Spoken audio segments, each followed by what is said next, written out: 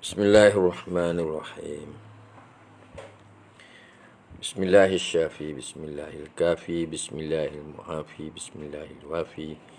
Bismillahirrabbis samawati wal ard. Bismillahilladzi la yadurru ma'asmihi syai'un fil ardi wala fis samai wa huwas samiul alim.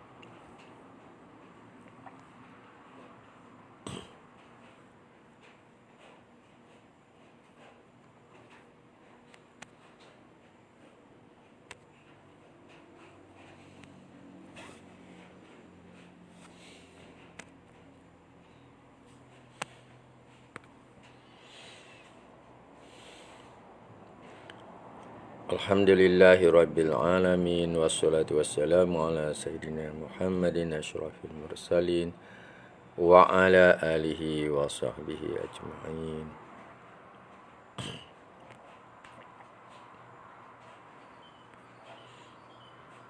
Subhanaka la ilma lana illa ma 'allamtana innaka antal alimul hakim. Rabbi shrah li sadri wa yassir li amri wahlul 'uqdatam min lisani yafqahu qawli.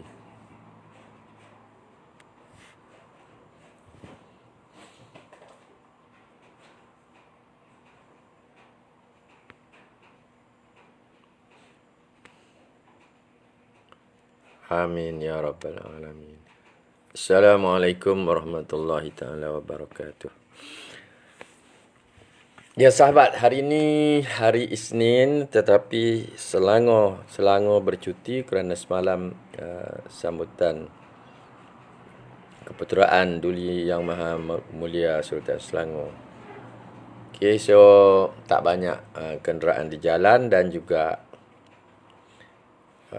tidak nampak kawan-kawan untuk saya keluar minum pagi ini.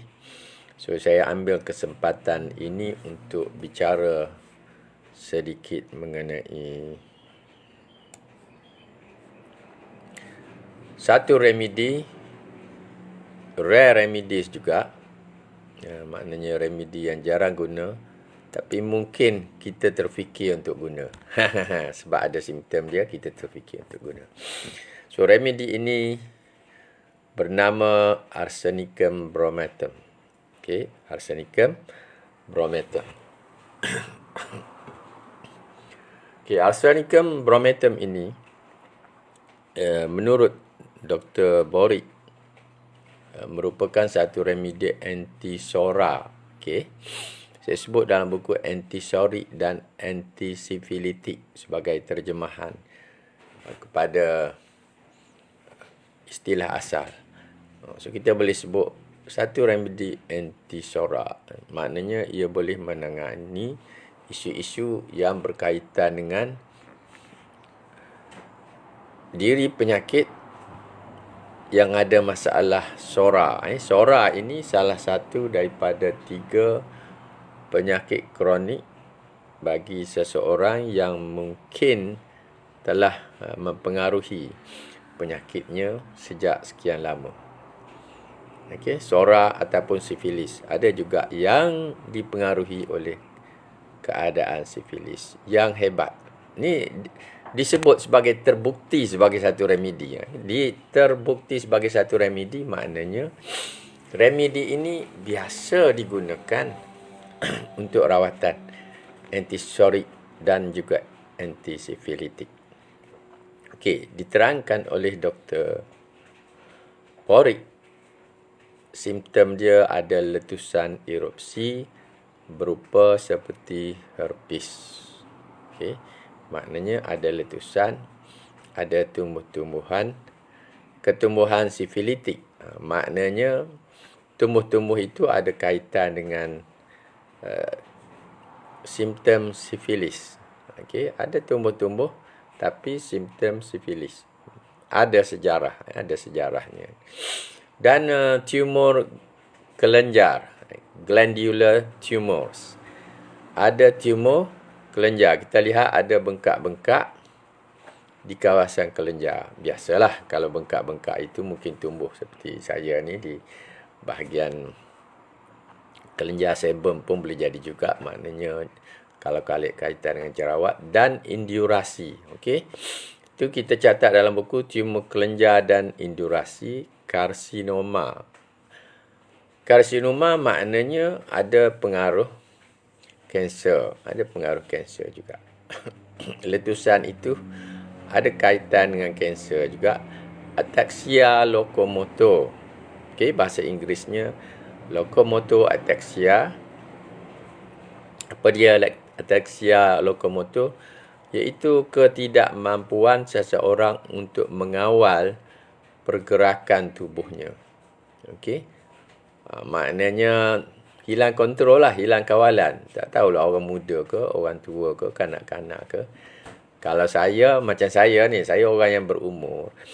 Di tahun terakhir ini menjejaki tahun 2022 ni, tahun usia 63 tahun ni, saya terasa seolah berlaku sesuatu yang serupa dengan ataxia lokomotor.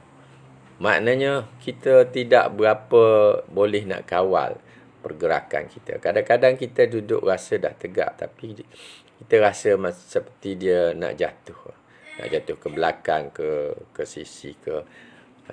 Maknanya ketidakmampuan kita untuk kontrol secara benaran. Secara benaran, istilah Indonesia. Secara benar-benar. Kita tidak mampu nak kawal. Okey. Kita boleh berjalan, tapi jalan kita tak boleh nak kawal sepenuhnya. Kita mungkin boleh goyang. Okey. Boleh faham. Dan intermittent degil. Okey. Maknanya ada juga istilah intermittent. Intermittent maknanya serangan itu datang dari masa ke semasa adalah serangannya. Ini adalah serangannya. Dia tidak mungkin berlaku berterusan.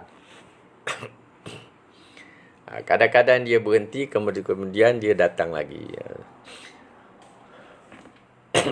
Mungkin serangan ketumbuhan, jerawat, serangan-serangan ketidakmampuan kita mengawal otot-otot dan anggota badan kita. Kejap-kejap datang, kejap-kejap tidak ada.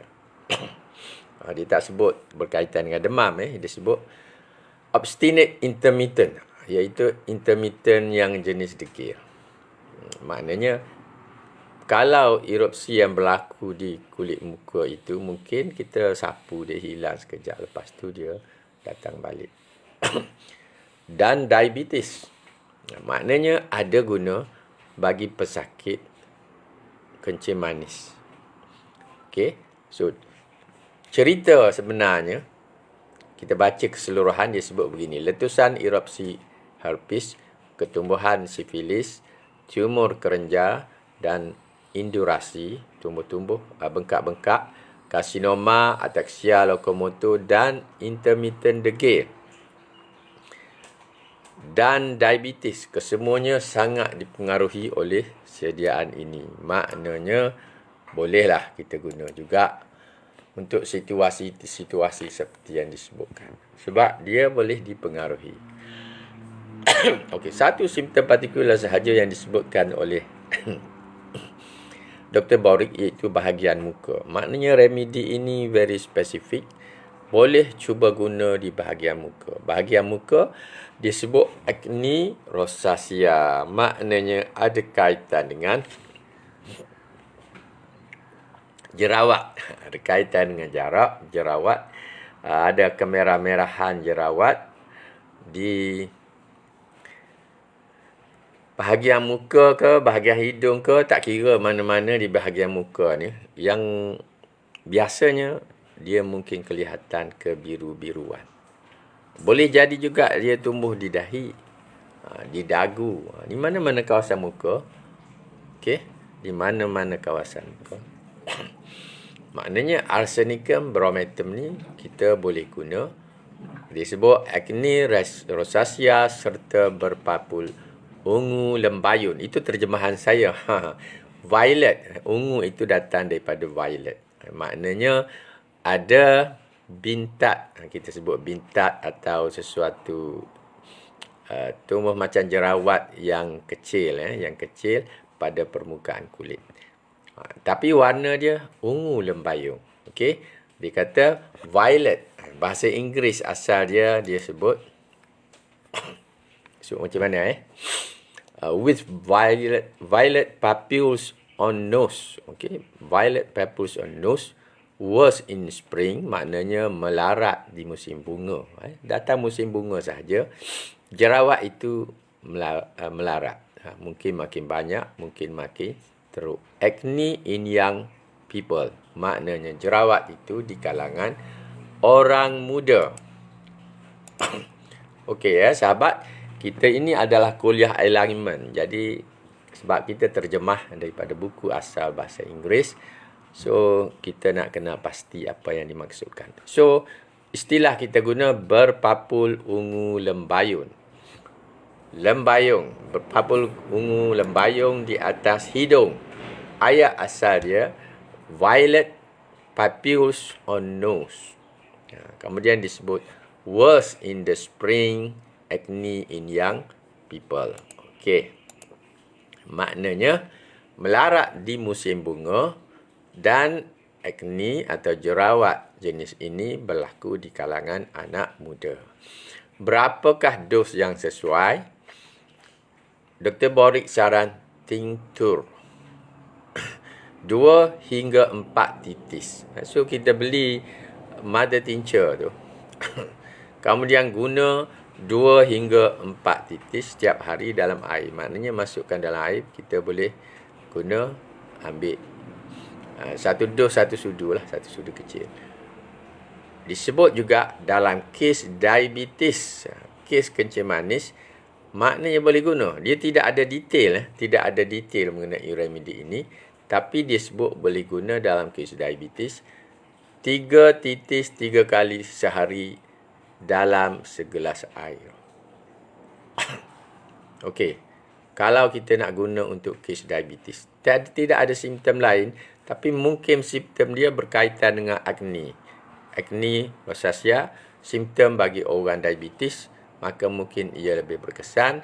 Berikan 3 titis 3 kali sehari dalam segelas air. Maknanya itu dos herba. Remedi ini juga ada disebut di dalam Clark, Dictionary of Materia Medica.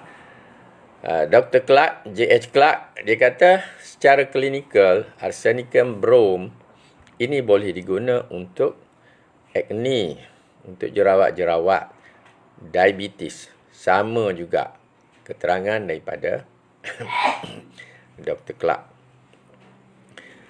Okey, dia pun sebut acne rosacea with violet papules on the nose, diabetes mellitus. Itu diabetes yang kita kenal lah. Okey, orang yang kencing manis, maknanya boleh cuba. Kalau nak cuba, boleh lah. Sama ada nak guna yang berpotensi ataupun tidak. Okey. Okey, hari ini dewasa inilah, kita sebut dewasa ini. Mutakhir, masa-masa mutakhir ini, banyak remedi arsenicum bromatum ini telah dipotentize. Jadi kita boleh dapat dari jenis yang potentize. Kalau nak follow Dr. Borik, kita cari yang potentize potensi 3. 3C ke ataupun potensi 6. Kalau kita nak keluar daripada skop saranan Dr. Borik, kita boleh ambil potensi sederhana seperti 30C. Sebab di pasaran hari ini, di Eropah, di Amerika Syarikat pun mereka telah guna dalam bentuk potensi. Mungkin sudah terbukti daripada proving bahawa yang berpotensi juga telah memberi kesan yang baik dalam masalah acne. Kita ambil satu, ada beberapa company ataupun syarikat yang mengeluarkan remedi ini. Daripada Boiron, salah satu syarikat yang mengeluarkan remedi homeopati yang siap ataupun yang dilutions punya. Dia kata give relief Untuk arsenicum brometam 30C, dia boleh melegakan akne. Maknanya boleh melegakan masalah jerawat. So, sesiapa yang dekat dengan pembekal homeopati, kalau rasa nak cuba-cuba, bolehlah. Saya pun rasanya nak cuba jugalah. Saya tak pernah beli pun remedi ini. Tapi, biasa dan pernah dengar lah. Okay. So, mungkin kalau kita tidak ada pilihan lain dalam mendapatkan remedi untuk masalah akne, kita boleh cuba. Kita boleh cuba arsenicum brometam. Saya biasa guna juga yang brometam ni, tapi kali brometam. Kali brometam itu salah satu remedi yang juga diguna dalam garam tisu. Okey. So, itu remedi ringkas saja, sebab itu saya nak bicara pagi ini. Senggang masa. Tak perlu cari persediaan yang banyak pun. Remedi yang very spesifik. Maknanya sekarang kita ada satu remedi, rare remedies. Ada ruang lingkup kerja yang sangat ringkas. Dan kita boleh cuba guna. Kalau berkesan, boleh catat. Komen itu saya sudah cuba dan saya dapati berkesan. Bagus juga untuk kita bantu sahabat kita yang lain. Maknanya mereka juga boleh cuba. Okey. So, remedi hari ini arsenicum brometam, rare remedies yang kita petik daripada buku Materia Medica Homeopati jilid 1. Saya pas arnica, saya pas arsenicum. Yang penting-penting sebab itu ada ceramah itu ada dalam kuliah kita. Dalam kuliah yang berbayar tu kita sudah buat yang tu. Jadi saya langkah. So kita sampai pada rare remedies arsenicum brometam. So itu sahaja untuk hari ini. Saya masih menunggu, mungkin minggu ini siap saya punya kalender. Mereka yang last mengikuti siri Materia Medica saya tu, memang kita ada janji, memang saya akan hantar. Yang lain tu untuk bayaran pos seperti yang saya maklumkan sebelumnya. So itu sahaja untuk hari ini. Untuk sesiapa yang ingin terus mengikuti rare remedies homeopati, selepas hari ini cutilah. Hari hujung minggu, hari Jumaat atau Sabtu kita akan ke udara lagi dengan remedi seterusnya. So itu saja daripada saya, HBI Homeopati Center. Jumpa lagi, mudah-mudahan sesi kita dan remedi kita pada pagi ini memberi manfaat kepada anda semua dan juga untuk diri saya yang sama-sama belajar. Assalamualaikum warahmatullahi taala wabarakatuh.